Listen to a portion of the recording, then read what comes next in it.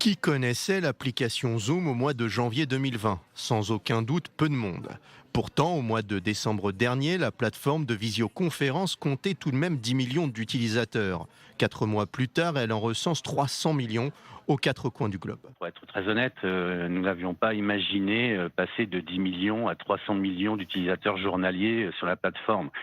Ce que nous avons anticipé, par contre, c'est l'accessibilité de notre service pour les écoles qui étaient donc dans les pays où il y a eu cette fermeture des écoles. Donc là, on a mis en place cette accessibilité au service, mais pas dans cette mesure, non. Une anticipation salvatrice puisque depuis 4 mois, le monde vit au rythme du coronavirus.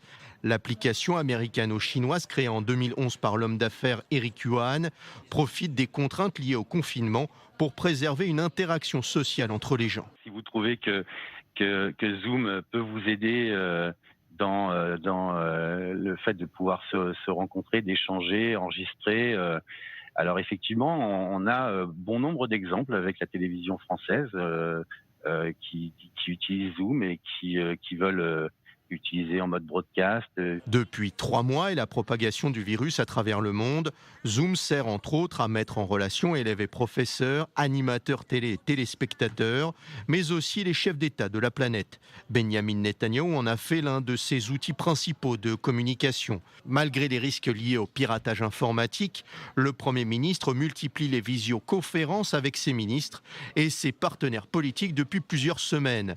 Zoom permet aujourd'hui au chef du gouvernement israélien de gérer la vie du pays malgré les contraintes de confinement. On a un niveau de sécurité très important sur la plateforme et même donc on a fait une nouvelle version 5.0 qui va sortir le 26 avril, mais avec déjà des améliorations en termes de sécurité.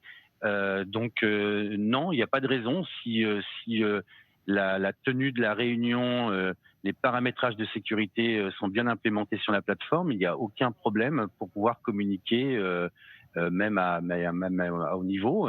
Pour gérer sa réputation grandissante, les dirigeants de l'application se sont attachés les services d'une boîte de communication israélienne.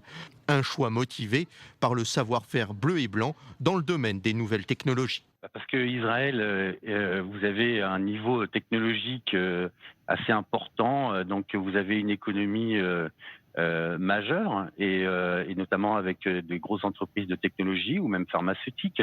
Passé la période du coronavirus, la direction de Zoom espère servir de plateforme d'apprentissage aux enfants de la planète tout en maintenant son implantation au sein du monde de l'entreprise. Autant de services qui placent la société américaine comme l'une des grandes bénéficiaires de cette pandémie mondiale. Zoom affiche aujourd'hui un chiffre d'affaires de 330 millions de dollars.